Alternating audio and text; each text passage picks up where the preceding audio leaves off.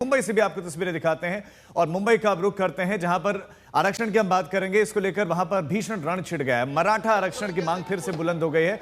मनोज जरांगे पाटिल ने अनशन पर वो बैठने जा रहे हैं। मुंबई के आजाद मैदान में बड़ी संख्या में मराठा समुदाय के लोग पहुंच रहे हैं, जिसकी वजह से दक्षिण मुंबई जाम में घिर गई है। तो मुंबई का दक्षिणी इलाका पूरी तरह से ठप हो गया है। ट्रैफिक एकदम ठप हो गया है, जाम लगा हुआ है। मराठा आरक्षण आंदोलन की वजह से यह जाम लगा हुआ है। ये तस्वीरें मैं आपको दिखा रहे हैं। इससे पहले जब जरांगे ने आमरण अनशन किया था तो उन्हें मान मुनव्वर के साथ हटा दिया गया था, लेकिन उसके बाद सरकार ने उनकी मांगों पर ध्यान नहीं दिया, जिसको लेकर अब एक बार फिर से वो अनशन पर हैं। और देखिए किस तरीके का जनाधार उन्हें हासिल है। यहाँ पर बड़ी संख्या में मराठी मौजूद है अपने हक की लड़ाई के लिए। मराठा आरक्षण की मांग लंबे समय से मुंबई में उठाई जा रही है और ये आज आज़ाद मैदान की तस्वीरें देखिए। यहाँ पर 10% आरक्षण को लेकर जंग छिड़ गई। तो मराठाओं के लिए आरक्षण की मांग बुलंद की जा रही है और ये मराठा आरक्षण में सियासी पारा भी पूरी तरह से आसमान है। कोर्ट के आदेश के बाद 10% आरक्षण लटक गया। जरांगे सरकार पर वादा खिलाफी का आरोप लगा रहे हैं, तो विपक्ष भी सरकार को घेर रहा है कि कई लोग ये दलील भी देते हैं कि मराठाओं का तो इतिहास में दिल्ली तक में उनकी सल्तनत थी, पेशावर तक उनका राज था। और आप इस समय तस्वीरें देख रहे हैं आजाद मैदान से। विद्या हमारी संवाददाता हमारे साथ जुड़ गई। विद्या, क्या इस समय तस्वीर है?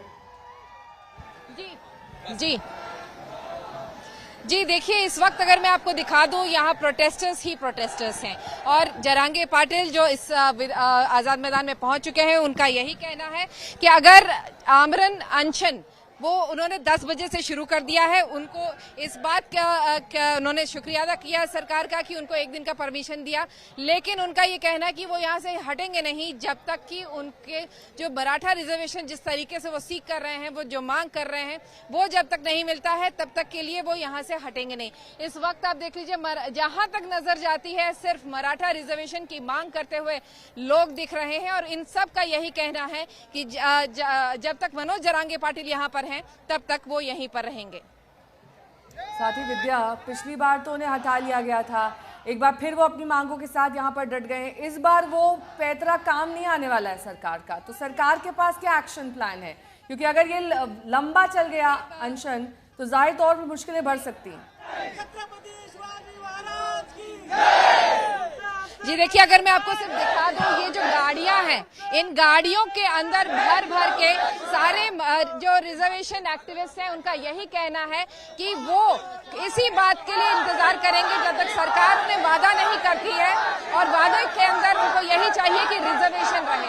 रिजर्वेशन जिस तरीके से वो मांग कर रहे हैं, यानी कि ओबीसी कैटेगरी के अंदर उनको रिजर्वेशन जब तक नहीं मिलता है वो तब तक यहाँ से हटेंगे नहीं। इनका ये कहना जरूर है। अब विद्या, चूंकि वो प्रदर्शन भी कर रहे हैं, बिल्कुल आपके पास हम लौटते हैं। प्रदर्शन की वजह से जाम की स्थिति है और वर्ली सीलिंग पर हाल क्या है, एक रिपोर्ट वहां से आपको दिखाते हैं।